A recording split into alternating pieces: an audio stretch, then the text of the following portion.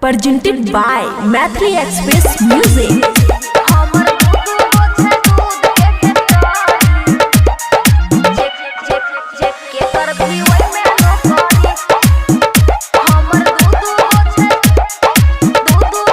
खुशी recording studio Baluaha. चीज हमरे वन brand छै रे, सुने की एकर डिमांड छै रे, सुने की एकर डिमांड छै रे।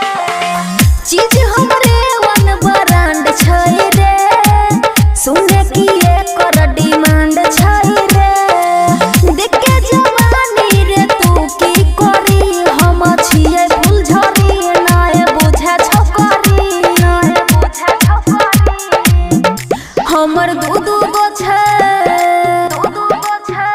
हमर दू गो छै दूध के फैक्ट्री, केकर भी ओइ में नौकरी। तना खा देबो खाए ला खखरी, जेकर भी ओइ में नौकरी। Mixed by Aman Akki. जेकर भी ओइ में नौकरी। जेकर भी ओइ में नौकरी। खाए ला देबो रे खुआ छै ना, हेरे छोरा पैर जेतौले ना के देना, हेरे छोरा पैर जेतौले ना के देना, ना के देना। खाए ला देबो रे खुआ छै ना, हेरे छोरा पैर जेतौले ना के देना, ना के देना। खीरा संदेहिया हो जैतै ककरी, लौडा सहे के बरी, पोरे पोरे उखरी, पोरे पोरे उखरी। हमर दू गो छै, हमर दू गो छै दूध के फैक्ट्री, केकर भी ओइ में नौकरी।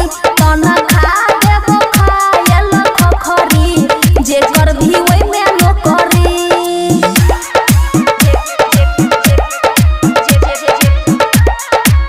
जेकर भी ओइ में नौकरी। डीजे गट मधुए, डीजे गट मधुए, जेकर भी ओइ में नौकरी। खुशी रिकॉर्डिंग स्टूडियो बलुआहा। अब जोने जेकरा भी छोरे जरूरी, छिए कमजोर नै रे छिए संतोरे, छिए कमजोर नै रे छिए संतोरे, छिए संतोरे। अब जोने जेकरा भी छोरे जरूरी, छिए कमजोर नै रे छिए संतोरे, छिए संतोरे। ऐसन चीज के जेकरा आदत धरी, कैसे मन नै पड़ी, खोजते घरी रे घरी, खोजते घरी रे घरी। हमर दू गो छै, हमर दू गो छै दूध के फैक्ट्री, केकर भी ओइ में नौकरी। तना खा देबो खाए ला खखरी, जेकर भी ओइ में नौकरी। खुशी रिकॉर्डिंग स्टूडियो बलुआहा।